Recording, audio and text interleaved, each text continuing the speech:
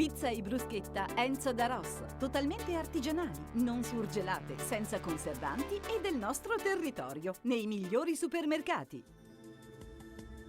Benvenuti al Meteo. Pressione in calo al nord, dunque sulle nostre regioni sarà una giornata con tempo piuttosto variabile.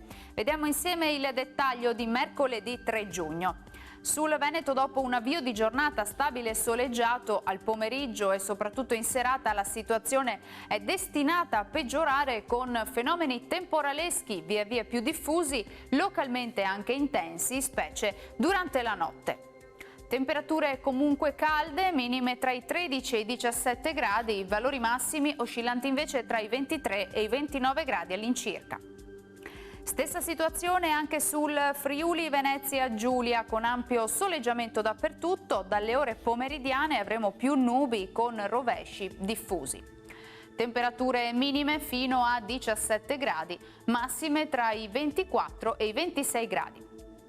Ci spostiamo infine sul Trentino Alto Adige, anche qui inizialmente tanto sole, poi nel pomeriggio e soprattutto in serata piogge diffuse localmente di moderata intensità. Temperature minime sui 14-15 gradi, massime invece fino a 28 all'incirca. Dal Meteo di Antenna 3 per ora è tutto, arrivederci al prossimo aggiornamento.